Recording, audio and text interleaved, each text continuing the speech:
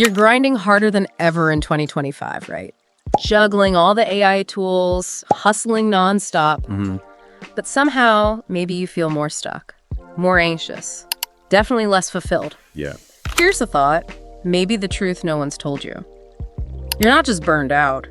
It could be your brain actively sabotaging your success. And if you don't start rewiring it now, well, you could lose everything you're working so hard to build. It's a serious point. So, welcome. This is your personalized deep dive. We want to cut through all that noise and give you what you need to really thrive today. Exactly. And this isn't just, surface level stuff. No way. We're going deep, giving you that real tangible advantage. Because look, there's so much generic think positive advice out there. It's easy to feel like you're ticking all the boxes, but still just hitting a wall. Totally. And what's really fascinating and what we're digging into is why those standard things might be falling short, especially now in 2025. Right. The landscape has shifted. And that's where we're pulling insights from Schwartz and Gladding's work. You are not your brain. It's really powerful stuff. It really is. They explain why just trying to force positivity often isn't enough, particularly with constant connectivity, AI, all that pressure. Exactly. So our mission today, give you an actual roadmap, not just ideas, but real actions. Practical steps. We're talking laser focus, even with digital chaos. Finally crushing those visibility fears that hold so many people back. Oh yeah, those are big ones. And ultimately setting up your brain for, automatic success. Sound good. Let's do it. Where do we start? Okay, first big takeaway. Rewiring for focus. This starts with understanding a really fundamental principle. It's all about neuroplasticity, right? Yeah. The basic idea is your brain physically changes based on where you consistently put your attention.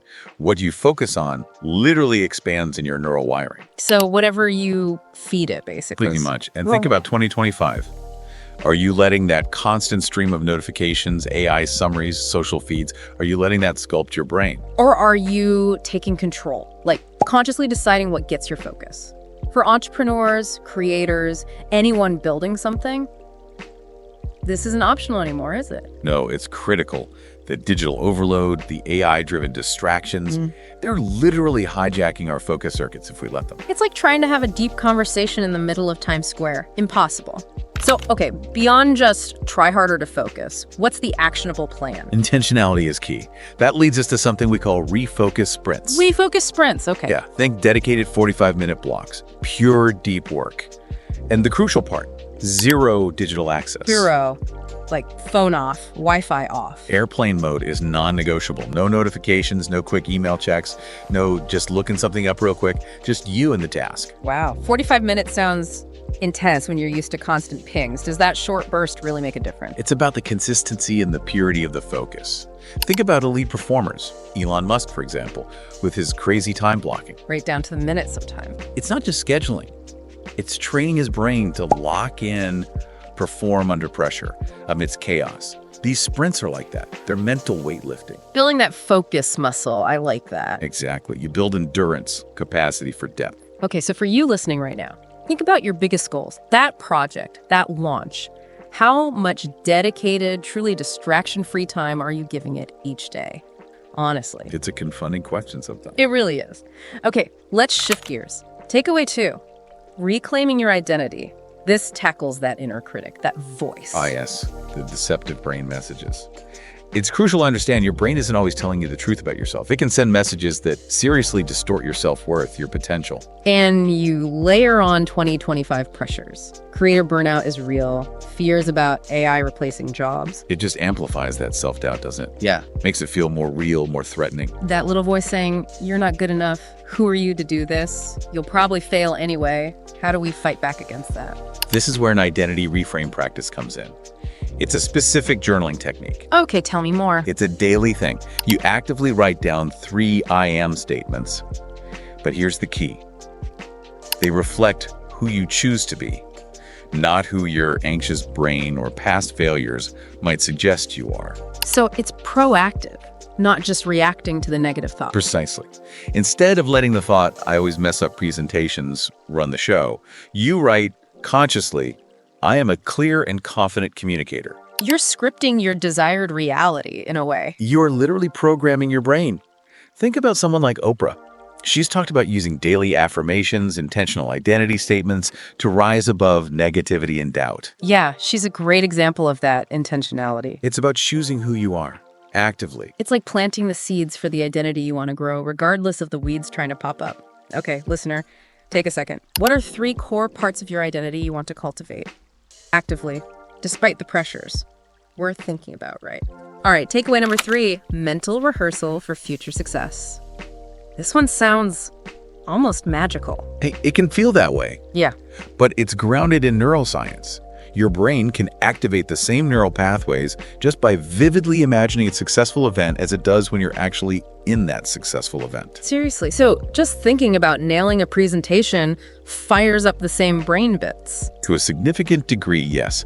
It's like a dress rehearsal for your nervous system. It primes you for success. So it's not just daydreaming or wishful thinking, there's actual neurological prep happening. Exactly. And the urgency now. Without this deliberate mental prep, your brain often defaults to what it knows, which is frequently anxiety-driven patterns, fight or flight stuff. Which totally kills innovation and risk-taking. Completely. It keeps you playing small. Okay, so how do we do this effectively? What does a mental rehearsal actually look like? It's simpler than you might think. Dedicate maybe 10 minutes a day. That's it. 10 minutes, okay. And in that time, you vividly visualize a specific success scenario. Get detailed. Where are you? Who's there? What are you saying, doing? Crucially, what does success feel like? Engage all your senses in the visualization. Like really immerse yourself in it. Yes. Alex Hormozy talks a lot about strategic visualization, how he mentally plays out business scenarios, negotiations, potential challenges. And anticipates them, plans responses. Right. He credits it as a major factor in his success and valuations. It's not just about hoping for the best, it's about mentally preparing for it, even planning for obstacles within the visualization. 10 minutes a day seems very achievable. Okay, for you listening. Picture a key challenge you're facing right now. Maybe a tough conversation, a sales pitch. Take just a moment. Visualize walking through it successfully. Step by step, feel that success. What's that like? Hold that feeling. Powerful stuff. It really can be. Okay, next up. This one's intriguing. Takeaway 4. Breaking free from failure addiction. Addicted to failure? That sounds backward. It does sound paradoxical, doesn't it? But think about the brain's prime directive. Survival. It loves predictability, familiarity, even if that familiar pattern is, well, negative. So it mistakes a familiar bad habit or outcome for safety. In a way, yes. It's a known quantity. The discomfort of failure might feel more survivable to the primitive brain than the uncertainty of trying something new and succeeding. So you can get stuck in these self-sabotaging loops. Wow. And then you add the 2025 factor, constant online comparison, seeing everyone else's highlight reel. Exactly. It amplifies any perceived failure you have. Makes it feel bigger, more personal, erodes your confidence faster, creates fertile ground for those failure loops. So how do we actually break free? It sounds deeply wired. It can be, but there's a method. It's a 4-step solution adapted from Schwartz and Gladding's work. Relabel, reframe, refocus, and revalue. Okay, break those down quickly for us. Sure, first relabel. Recognize the deceptive brain message or urge for what it is, maybe fear, thought, or imposter syndrome urge. Just name it without judgment. Step 1, just notice and name it. Got it. Second, reframe. Challenge its accuracy. Ask yourself, is this thought really true? Is it helpful? What's another perspective? Questioning validity, okay? Third, refocus. Intentionally shift your attention. Do something else, something positive or productive. Go for a walk, work on a different task, call a supportive friend. Don't just sit there stewing in it. Actively redirect your attention. Makes sense? And finally, revalue. Remind yourself that this thought or urge is likely a false alarm. It's brain static, a faulty signal, not an accurate reflection of who you are or what you're capable of. Devalue its importance. Relabel, reframe, refocus, revalue. Can you give a quick example? Maybe that founder you mentioned? Okay, imagine a startup founder in 2025. They launch a feature, get mixed feedback, instantly feel like this whole thing is going to fail. That's the trigger. Okay. Step 1, relabel. They catch the thought and label it catastrophic thinking or failure prediction urge. Step 2, reframe. They ask, is it really doomed? What parts are working? What's the actual data? They reframe it as, okay, some feedback to iterate on. Shifting from disaster to data. Exactly. Step 3, refocus. Instead of endlessly scrolling negative comments, they refocus on analyzing the constructive feedback or planning the next iteration sprint. Step 4, revalue. They remind themselves, This feeling of impending doom is my brain's pattern, not reality. Feedback is normal. It doesn't mean total failure. And doing that consistently starts to break the pattern. Yes. Each time you go through the steps, you weaken the old neural pathway and strengthen a new, more constructive response. That's incredibly practical. So for you listening, can you identify a recurring pattern where you feel stuck or unsuccessful? Just think about step 1, relabel.